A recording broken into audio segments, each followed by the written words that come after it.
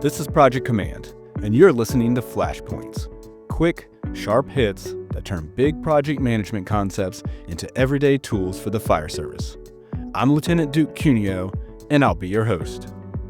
Today's Flashpoint: if it isn't assigned, it isn't going to happen. On the fireground, there's a rule we all understand instinctively. If nobody is assigned to force the door doesn't get forced. If nobody is assigned to search, the search doesn't happen. We don't stand around hoping someone notices the problem. Command, or maybe a standard operating guideline, assigns it. A company owns it, and accountability follows. Projects are no different. And yet, in fire and EMS organizations, this is where projects quietly fail. Not because the idea was bad, not because the funding wasn't there, but because everyone assumed someone else was handling it. We've all heard the phrases, "Let's make sure we're tracking that," "Let's circle back to it," or "Someone should probably own this." That language feels productive, it sounds collaborative, but it's operationally meaningless. Because until a task has a name next to it, it's just a suggestion floating in the smoke. On an incident scene, unassigned tasks create chaos. In projects, they create delays, frustration, and quiet resentment.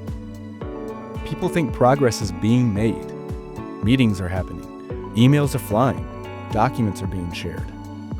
But no one is actually advancing the line. Here's the hard truth.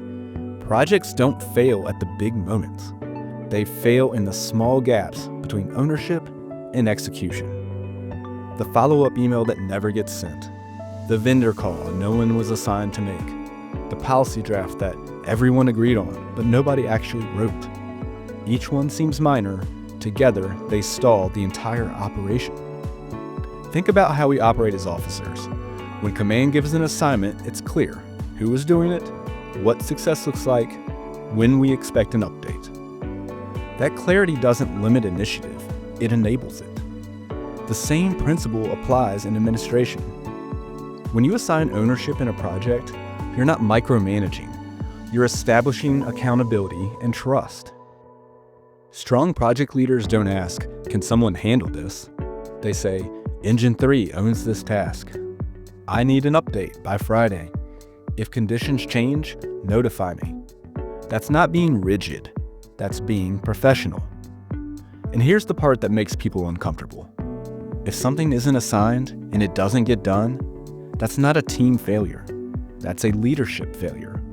Because leadership's job, whether on the fireground or in a conference room, is to make sure critical work has an owner.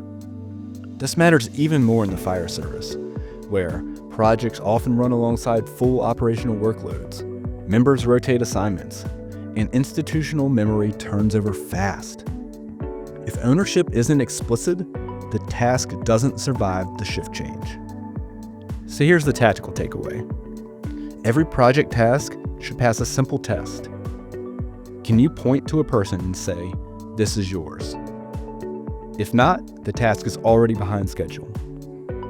And if you want your projects to move the way incidents do, with purpose, clarity, and momentum, start assigning the work the same way you assign fireground tasks. Name it, own it, follow up. Because if it isn't assigned, it isn't going to happen. Once again, I'm Lieutenant Duke Cuneo, and this has been Project Command Flashpoints. If you like what you've listened to today, please consider liking, sharing, or subscribing to the Project Command podcast wherever you get your content. Questions or comments? We'd love to see them. Send them our way. The email address is projectcommandpodcast@gmail.com.